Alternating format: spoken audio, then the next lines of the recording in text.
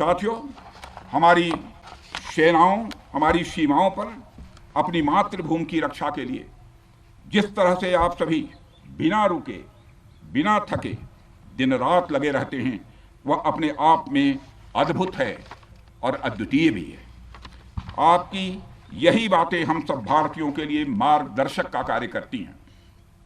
यही कारण है कि मैं हमेशा आपसे मिलने के लिए उत्साहित रहता हूं, ताकि आपके अंदर की ऊर्जा से हम सब भी कुछ प्रेरणा ले सकें।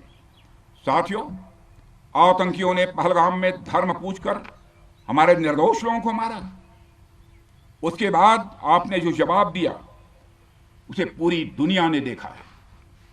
उन्होंने यह नहीं सोचा कि आम नागरिकों ने उनका क्या बिगाड़ा है, उन्होंने ऐसा क्या किया है कि उन्हें मार दिया जाए। पर मैं यह कहना चाहूंगा, आतंकियों ने भारतीयों को धर्म पूछकर देखकर मारा, धर्म पूछकर मारा, तो हमने आतंकियों को उनका कर्म देखकर मारा है। उन्होंने धर्म देखकर बेगुनाहों की जान ली। यह पाकिस्तान का कर्म था, हमने कर्म देखकर उनका खात्मा किया।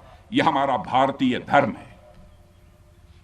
एक रक्षा मंत्री के रूप में मुझे आप सबको बेहद नजदीक से वर्षों से जानने का और समझने का अवसर मिला है। मैं आपके साहस और पराक्रम को तो जानता ही हूं, साथ ही साथ पहलगाम जैसी घटना के प्रति आपके गुस्से को भी मैं अच्छी तरह जानता हूं। साथियों, मुझे पता है कि पहलगाम के बाद आपके अंदर गुस्सा था, पूरे देश के अंदर गुस्सा था। मुझे पता है कैसा महसूस होता है जब धमनियों में बह रहा रक्त बेकाबू होने लगे। और मुझे इस बात की खुशी भी है कि आपने अपने गुस्से को सही दिशा देते हुए बड़ी बहादुरी और सूझबूझ के साथ पहलगाम का बदला लिया है। रही बात पाकिस्तान की, तो उसकी बात ही क्या करूं आपसे। वह देश तो मांगते मांगते अपनी जहालत से एक ऐसी हालात में आ गया है कि उसके बारे में यह भी कहा जा सकता है कि पाकिस्तान जहां भी खड़ा होता है वहीं से मांगने वालों की लाइन प्रारंभ हो जाती है। अभी आपने सुना ही होगा कैसे वह फिर एक बार इंटरनेशनल मॉनेटरी फंड IMF के पास कर्ज मांगने गया। वहीं दूसरी तरफ हमारा देश है कि हम आज उन देशों की श्रेणी में आते हैं जो IMF को फंड देते हैं ताकि IMF गरीब देशों को कर्ज दे सके। ऐसी स्थिति में हमारा यह भारत है। रामचरितमानस में स्वामी तुलसीदास जी ने लिखा है, जहां सुमतितः संपत्ति नाना, जहां कुमतितः विपत्ति निदाना। यानी जहां सुमति होती है, अच्छी नीतियां होती हैं, वहां सुख और समृद्धि होती है, और जहां कुमति होती है, बुरी मति होती है, केवल दूसरों के हित की भावना होती है, वहां तरह तरह की विपत्तियां स्वाभाविक रूप से आती ही हैं। पाकिस्तान जिसका जीता जागता यह उदाहरण है। साथियों, भारत के बारे में पूरी दुनिया यह बात जानती है कि हमने हमेशा शांति को प्राथमिकता दी है। हम आमतौर पर युद्ध के समर्थक कभी नहीं रहे, लेकिन स्थितियां जब इतनी विकट हो जाएं, जब देश की संप्रभुता पर आक्रमण होने लगे, तो जवाब देना यह आवश्यक हो जाता है। राष्ट्र कवि रामधारी सिंह दिनकर जी की पंक्तियां आपके सामने रखना चाहूंगा। रुग्ण होना चाहता कोई नहीं, रुग्ण होना चाहता कोई नहीं, रोग लेकिन आ गया जब पास हो, तिक्त औषधि, कड़वी औषधि, तिक्त औषधि के सिवा उपचार क्या, शमित होगा वह नहीं मिष्ठान्न से। यानी कोई बीमारी अगर लग जाए तो वह मिठाई से दूर नहीं होती है, उसके लिए कड़वी दवा ही काम करती है। इसलिए आतंकवाद जैसे रोग के लिए भी ऑपरेशन सिंदूर जैसी दवा की बड़ी जरूरत हो गई थी। साथियों, पूरे देश में हमारी सेनाओं को और हमारे सैनिकों को एक सम्मान की दृष्टि से देखा जाता है।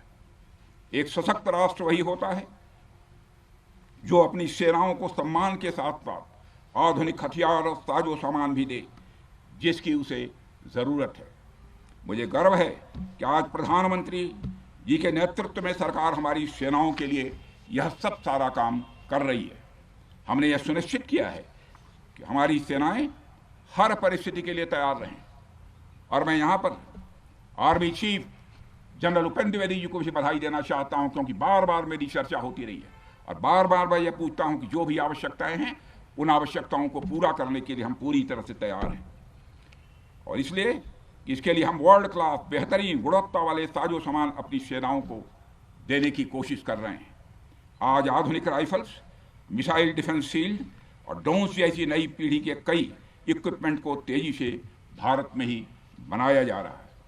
साथियों, इसके अलावा सीमावर्ती इलाकों में हमने जो काम किया है वो आप सब देख रहे होंगे। आज एलएसी और एलओसी पर भी कनेक्टिविटी है, वैसी पहले शायद कभी नहीं थी। हमने हर स्तर पर यह दिखाया है कि हमारी सरकार केवल युद्ध भूमि पर ही नहीं बल्कि व्यक्तिगत रूप से और पारिवारिक रूप के साथ अपने सेना के जवानों के साथ खड़ी है। साथियों, अंत में एक बार फिर आप सभी को आपके शौर्य और पराक्रम के लिए हृदय से हार्दिक बधाई देता हूं। मैं आपको यह आश्वासन देता हूं कि हमारे प्रधानमंत्री जी के नेतृत्व में देश की सरकार और देश की जनता हर कदम पर, हर स्थिति में आपके साथ कंधे से कंधा मिलाकर खड़ी है।